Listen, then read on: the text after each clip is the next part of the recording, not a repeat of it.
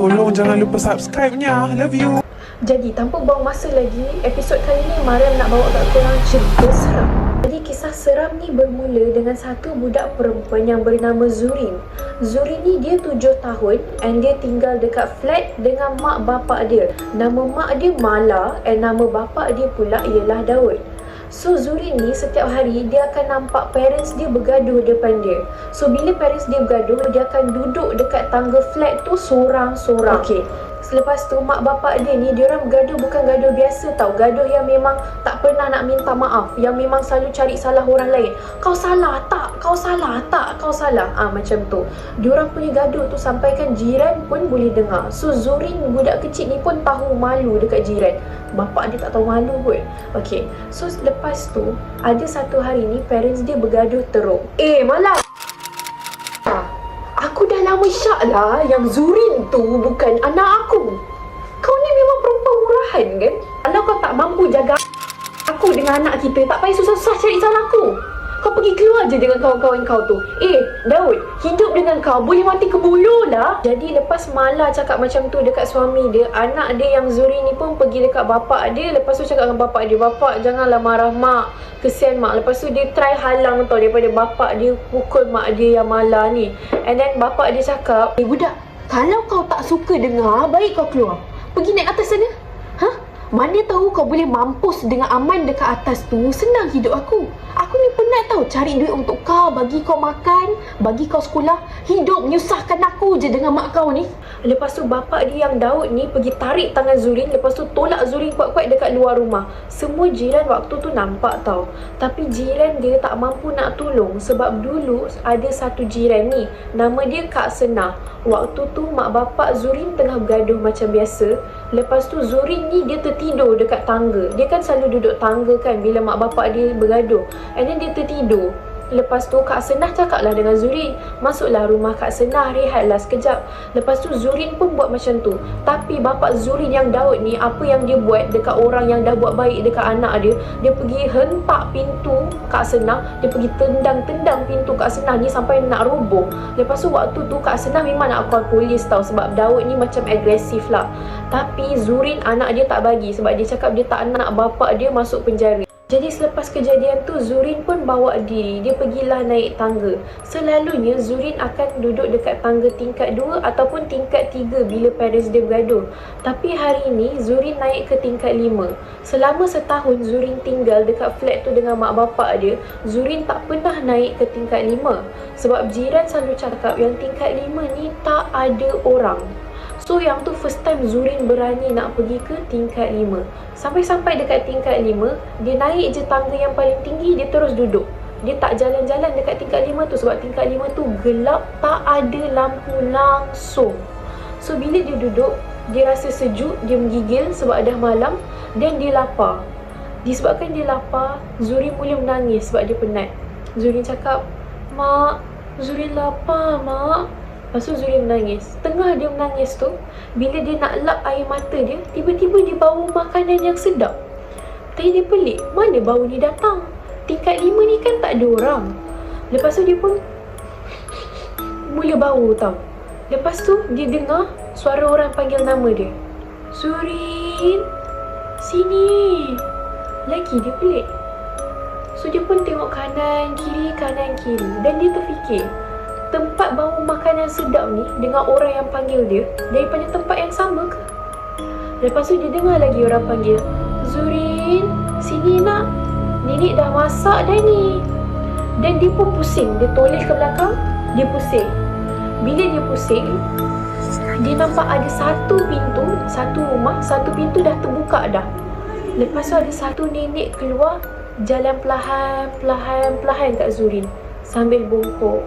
Zurin nampak nenek tu, Zurin tersenyum tau. Jadi lepas tu nenek tu pun cakap, "Mari sayang, ikut nenek. Nenek dah lama tunggu Zurin teman nenek makan." Lepas tu Zurin pun pergi pegang tangan nenek tu dan nenek tu pergi pimpin Zurin ke rumah nenek tu. Waktu tu Zurin tengoklah muka nenek ni. Muka nenek ni memang manis.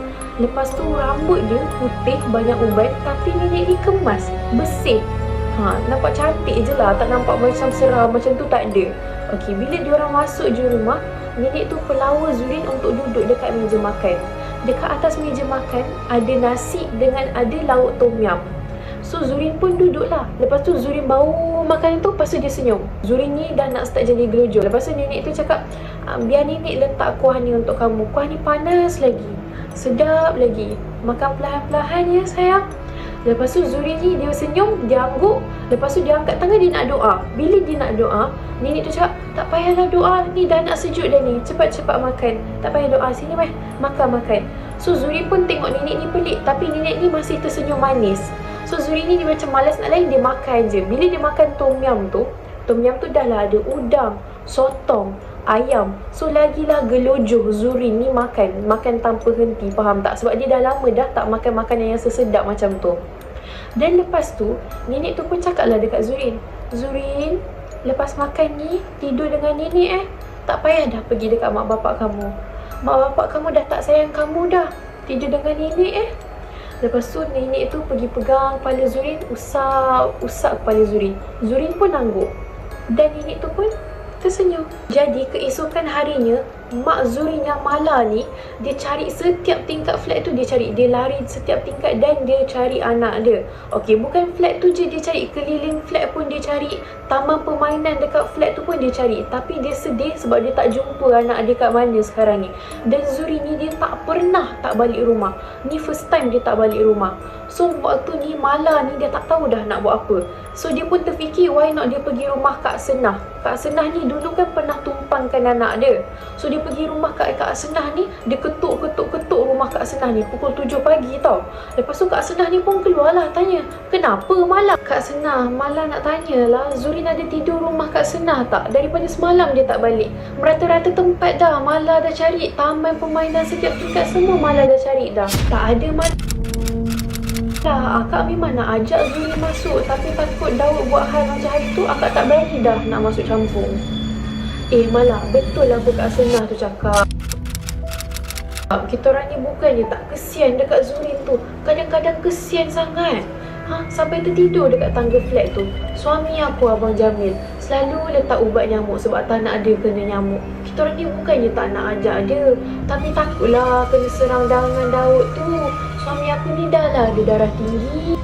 Malah dah cuba ke naik atas kat tingkat 5 tengok kalau Zurin ada kat situ ke tak? Jomlah Malah Kak Siti temankan. Hari tu ada penyapu kat atas, takut pula aku nak pergi sendiri. Senah, jomlah ikut aku temankan Mala ni. Jadi selepas tu tiga-tiga makcik Kak Senah, Kak Siti dengan Mala ni pun mula naik sama-sama ke tingkat 5. Sampai dekat tingkat 5, baru je lagi 5 anak tangga, 5 langkah diorang nak sampai kat tingkat 5, diorang dah nampak kesan tumpuk darah yang masih segar lagi, warna merah menyala. Dan diorang dah boleh bau-bau hanyir, bau busuk macam bau kucing kena langgar dah mati, bau macam tu. Tapi diorang beranikan diri juga, so diorang bertiga naik. Lepas diorang bertiga naik, Kak Siti ni dia mula jalan dekat satu-satu rumah. Lepas tu dia buka setiap rumah, dia nak cari Zurin ni. Sampai dekat rumah yang terakhir, rumah tu dia tak ada pintu besi tau. Bila dia sampai je depan rumah tu, dia macam stop. Dia stop, lepas tu dia panggil Mala dengan Senah ni. Diorang berdua berhenti, lepas tu diorang terkejut dan diorang dah nak terjerit tau. Lepas tu Kak Siti ni cakap, tengok tu. Dan ada dekat tombol pintu rumah tu, yang tak ada rumah terakhir tu, ada darah tengah menitik. Darah segar tengah menitik. Lepas tu Kak Siti pun cakap, suami aku ada dekat bawah, biar aku panggil suami aku, dia cuti hari ni. Kalau nak harapkan kita bertiga, memang tak lah. Lepas tu Kak Siti ni pun turun, dia panggil suami dia. Lepas 10 minit macam tu, Abang Latif, suami dia Abang Latif ni naik. Lepas tu Abang Latif ni baca ayat kursi. Isteri dia Kak Siti, Kak Senah dengan Mala ni, Mak Zuri ni, diorang pun ikut baca ayat kursi. Lepas tu Abang Latif ni dia jerit Allahu Akbar. Lepas tu dia pergi pecahkan pintu tu, tapi pintu tu tak terbuka. Jadi Abang Latif pun jerit, sebelum aku bakar rumah ni dengan iblis yang ada dalam rumah ni, lebih baik kau buka sekarang. Once Abang Latif jerit tu, terus pintu tu terbuka dengan sendiri. Lepas tu Abang Latif ni macam bagi isyarat lah dekat orang lain untuk stay dekat luar, biar dia yang masuk dulu. Bila dia masuk, dia nampak yang rumah tu penuh dengan habuk. Yang paling dia terkejut, bila dia pergi dekat meja, dia nampak ada lauk. So dia jerit lah, dia panggil, Siti, Mala, Senah sini. So diorang bertiga pun masuk. Tapi yang paling laju masuk is Mala, Mak Zurin. Sebab Mak Zurin ni harap sangat Zurin ada dalam tu. Bila Mak Zurin ni nampak yang ada lauk tu memang bau busuk gila. Kak Senah dengan Kak Siti ni bila diorang masuk, diorang terus tutup mulut. And diorang rasa macam nak termuntah. Sebab bau tom yum tu macam bau hanyir, tahu tak. Lepas tu Mala ni dia pergi beranikan diri, dia pergi dekat lauk tu, dia tutup satu tangan, dia tutup hidung dia, satu lagi tangan dia kacau, guna senduk yang ada dia kacau. Bila dia tengok tom yum tu, dia memanglah tom yum tau, tapi isi dia adalah isi tikus, lepas tu kepala kucing dengan kaki kucing yang dah dipotong. Ni tangan kaki kucing yang dah dipotong dalam tu. Lepas tu bila Kak Senah nampak Mala tu tengah kacau-kacau tu, dia lagi nak muntah. Lepas tu Kak Senah tu terus muntah. Dan selepas tu Abang Latif pun cakap lah, kita kena cepat cari Zurin.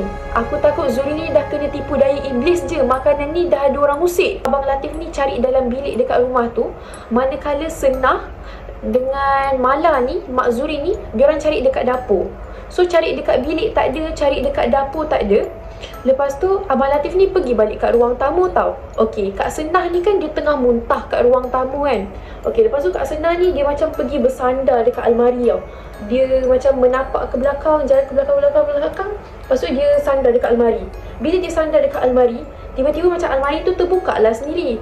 Kak Senah tak kisah tau, sebab dia macam diingatkan badan dia yang buat almari tu terbuka, faham tak? Bila badan dia terkena almari tu. Tapi Abang Latif kan dia dekat ruang tamu. So Abang Latif terus tengok almari tu. Almari tu terbuka perlahan-lahan. Lepas tu ada satu tangan budak kecil terjatuh. Dan tangan budak kecil tu dah pucat dah. Dah memang macam orang pucat dah, macam orang meninggal dah macam tu. Lepas tu Abang Latif terus jerit, Mala, Mala. Lepas tu dia lari dekat almari tu. Dia angkat ada budak dalam tu. Dan budak tu ialah Zurin. Lepas tu Abang Latif cakap, kita kena bawa budak ni keluar dari sini. Kita kena selamatkan Zurin. Bila dia keluar je, dia angkat je budak tu. Lepas tu dia keluar daripada rumah, terus pintu tu tertutup tau. Okey, lepas tu diorang pandang each other.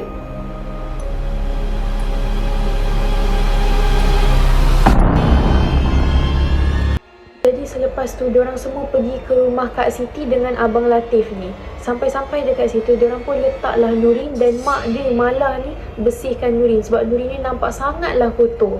Lepas tu mak Mala ni pun dia cakap lah, ni semua salah Daud. Dia yang sebut tingkat atas tu semalam. Zurin tak pernah naik sampai atas. Kali ni Mala memang tak sangka Zurin akan naik sampai atas. Sabarlah Mala. Budak macam Zurin ni, kalau kita tak bagi didikan agama yang cukup, bagi dia perlindungan, mudah aja iblis nak dekatkan diri. Siapa lagi yang dia ada? Sebab itulah mak bapak patutnya bagi dia perlindungan. Budak macam Zurin tu patutnya bukannya tidur dekat tangga flat, patutnya tidur kat rumah. Jadi selepas Abang Latif nasihatkan Mala, diorang tiba-tiba dengar suara Zurin. Zurin cakap, Nenek, mana makanan? Zurin lapar. Lepas tu anak dia cakap lah dekat mak dia, Mak, mana tom yum campur nenek tu mak? Sedap Zurin makan. Sedap je tom yum campur tu. Lepas tu Zurin macam tertidur balik dan dia tersenyum tau. Tapi once Kak Senah dengar tu, Kak Senah lari pergi tandas. Dia pergi muntah sebab dia teringatkan balik tom yum campur sebenar yang dia nampak dekat atas tadi tu. Pada malam yang sama, Daud ni baru balik daripada lepak dengan kawan-kawan dia. Dan bila dia nak balik ke rumah dia, nak naik tangga tu, dia dah start rasa macam something wrong tau. Dia rasa macam something pelik. Tapi dia malas nak layan. Jadi dia naiklah tangga dia. Bila dia naik tangga dia, dia rasa macam dia dah naik lama dah. Tapi tak sampai-sampai pun dekat rumah dia yang tingkat 2. Lepas tu dia fikir kat diri dia, kalau penat macam ni, patutnya aku dah dekat tingkat 5 dah, bukan tingkat 2. Lepas tu dia rasa macam dia nak lempang diri dia. So dia lempang diri dia. Lepas tu dia cakap lah sakit. So maksudnya ni bukan mimpi. Lepas tu Daud tiba-tiba rasa panik. Dan dia lari naik tangga. Dia lari. Dia tengok depan tangga tu, tiba-tiba dah sampai dekat tingkat 5. Sebab gelap kan, tak ada lampu. So dia tahu itu tingkat 5. Once dia tahu tingkat 5, dia terus jatuh tersembam tau atas tangga tu. And then dia rasa macam dia tak boleh nak gerak. Bila dia rasa dia tak boleh nak gerak tu, terus dia dengar bunyi. Ada bunyi orang cakap, Daud, sinilah makan. Aku dah masak dah ni untuk kau. Makan kenyang-kenyang And Daud tu takut dan dia rasa macam nak lari, tapi dia tak boleh nak lari sebab dia rasa dia tak boleh nak rasa badan dia waktu tu. Dan tiba-tiba dia terus rasa macam ada orang tarik rambut dia, dongak macam tu, dongak macam ni.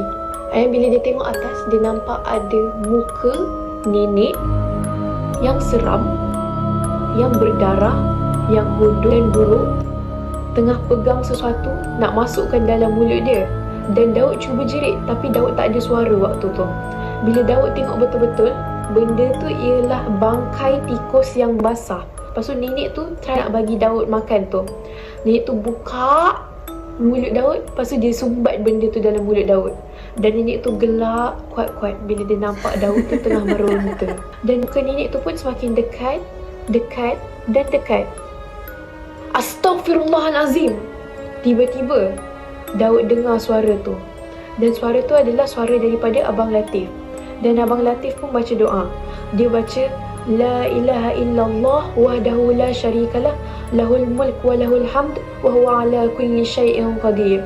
Lepas tu terus sekelip mata nenek tu hilang dan dia tarik lengan Daud. Jadi selepas tu Abang Latif ni pun tenangkanlah Daud. Dan Abang Latif ni cakap dekat Daud macam ni, kau tengok tak tadi tu Daud, baru sikit je aku bagi, dia dah hilang.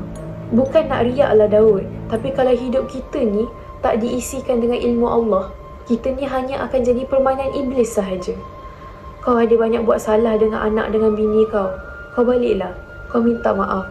Kalau Tuhan tak gerakkan hati aku untuk naik atas, mungkin hari ni jasad kau dah tak bernyawa. So lepas Daud dengar tu, Daud terus rasa tersentak dan dia sedar apa dia buat. Dia balik rumah, dia minta maaf dengan anak dan bini dia. Dan sampai sekarang, diorang hidup bahagia. Zurin ada adik baru kembar. Daud dah kerja betul-betul sebagai pemandu lori. Mala dah kerja elok-elok jual nasi lemak. Tapi nenek tu masih ada tak? So sekarang ni adalah pukul 3 pagi dan Mariam baru habis cerita ni dekat korang. So Mariam nak minta tolong sangat, tolong subscribe, like dengan share dan bagi tahu lepas ni korang nak video apa, okay? Bye bye.